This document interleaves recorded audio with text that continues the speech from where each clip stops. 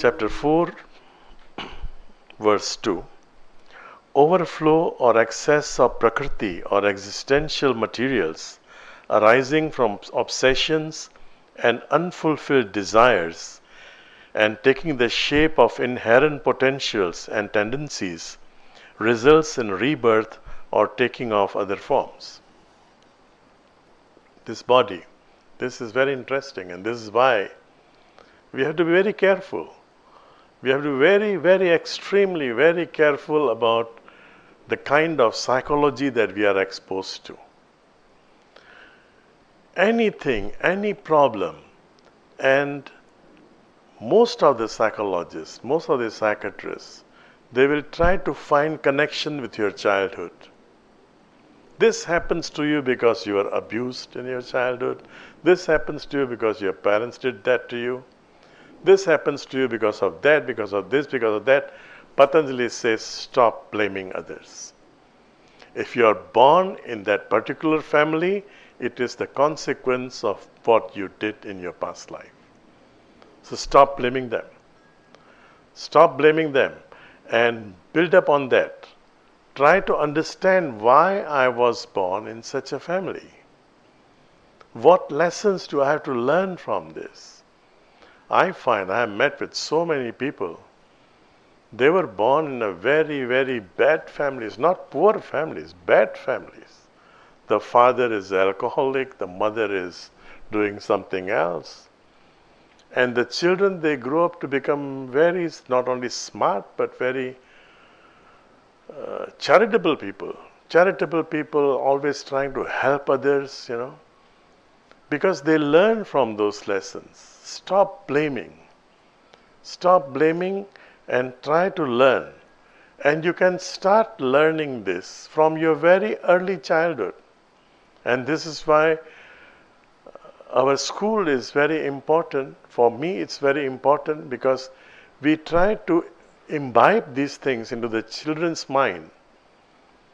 That you have to respect your parents. Why you have to respect? Not because just you are born there, but you have to understand why you are born in that family. And what kind of lessons you have to learn. This is about what Patanjali is saying. That our obsessions and our desires, impressions, in Sanskrit it is called vasana. Vasana is obsession. And samskar, that is impression. Now samskar is good impression, vikar are bad impressions. All these things accumulated. If you do some accounting, you do some bookkeeping, you carry forward the balance from last month. So this episode of our life, we are carrying forward the balance, obsessions and impressions from our last life. But as I said earlier, all these balance impressions and obsessions, they can be settled while you are schooling. So schooling is very important. If you do not settle it then it will linger on. It will linger on. It will be carried forward again and again to another account until you are on your own, you start working. And then you may not have enough time left to settle all those things. You are working somewhere, you are married, or you are with your partner. You are bringing all this information from past which you should have settled while you are schooling, which is not happening nowadays, not only in the West, in the East also. It's the same story everywhere. This third one, I will not be able to comment on this because this is a very mystic formula which we cannot explain publicly. It's a very mystic formula and very important. There are two very important verses. One is in the chapter, first or second? Yeah, about Ishwar Pranidhan. I think it's repeated in two chapters. Now this is another very mystic formula, but mostly people just read it and they feel, well, it's like a farmer, try to understand this, like a farmer irrigating the field simply allows the excessive water to flow through, does nothing else, allows Prakriti or nature take its own course, so too a yogi allows the inherent tendencies and etc. exhaust themselves without further involving the chitta or mind core in a new venture that may cause fresh desires, obsessions, etc. I will not be able to explain this to you in this meeting. This needs a proper understanding and a proper foundation. Otherwise, you can misunderstand this whole thing. And this is what is happening with Tantra. Tantra in the West now, it is being understood as sex with incense.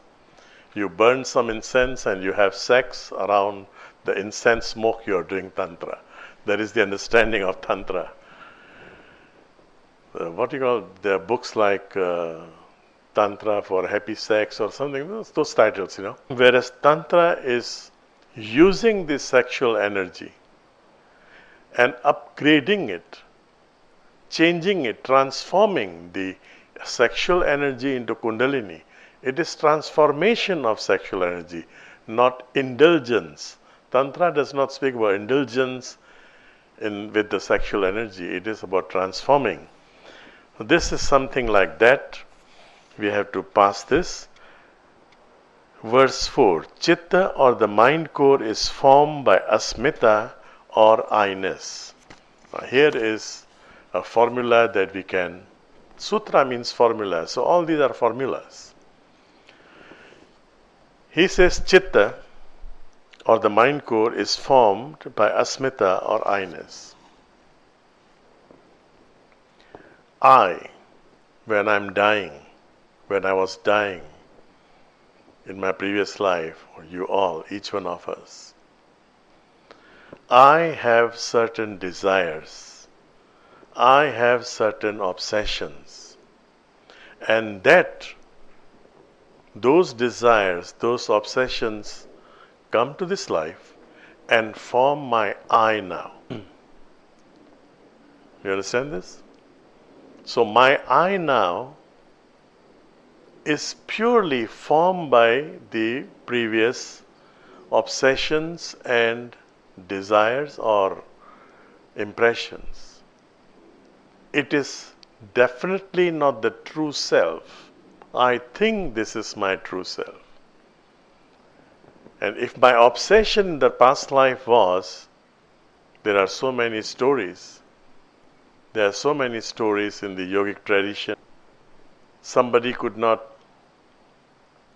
marry in the past life, and she was so much into marriage that I must get a partner, I must get married. So at the time that she was dying, she saw some angels, she saw some devas, and they asked her, what do you want? What is it that your desire is? This is this analogy. Actually, this is coming into your mind at the time of death. What you have been obsessed with in your life that comes there at that moment of death.